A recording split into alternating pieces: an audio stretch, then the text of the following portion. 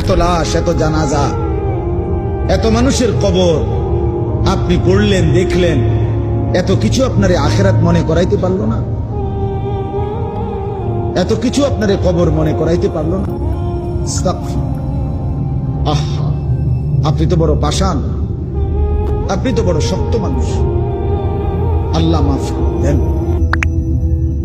একটা নারী দরকার, এই তো না? নারীর প্রতি আগ্রহ আছে, মহব্বত আছে, আকর্ষণ আছে, ভালো কথা।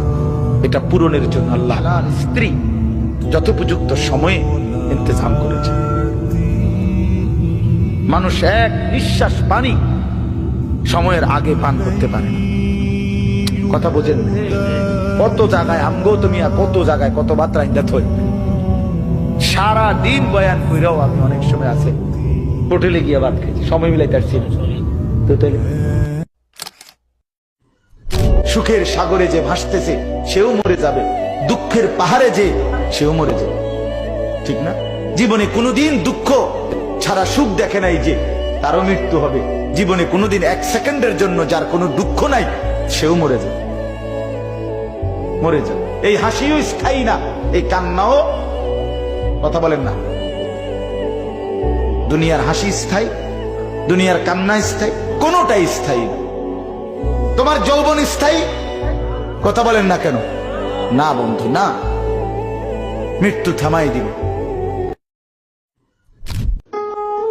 তুমি মা বাপ, আত্মীয় স্বজন, ভাই বন্ধু, পাড়া পড়োশি, ফ্রেন্ড, বন্ধু, ধোকা ধোকা, এরা কেউ শেষ পর্যন্ত থাকবে না। তুমি আমি একাই,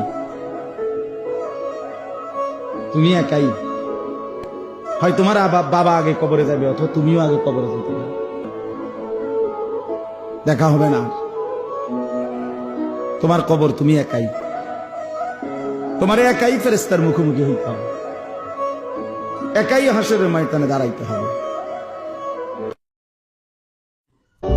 নওজোয়ান, তোমার মতো বয়সীও তো কত মানুষ কবরে আছে, আছে না? সে মরলো কেন ভাইয়া? বেকুব দেখে না? তুমি চালাক দেখে মরো না? না, সে বুঝে নাই দেখে মরে গেছে নাকি? তো মালিক দয়া করেছে বলেই তো আমি আর আপনি এখনো বেঁচে আছি। মালিকের সিদ্ধান্তের এক সেকেন্ড আর পৃথিবীতে আল্লাহর ফয়সালা চলে আসলে, মালাকুল মউত চলে আসলে, এরপর এক সেকেন্ড থাকার সুযোগ মিলবে তো? আমি অনুরোধ করছি বাপ, নওজোয়ান, তোমাদেরকে এই বন্ধু বললাম, তোমরা যারা সকাল থেকে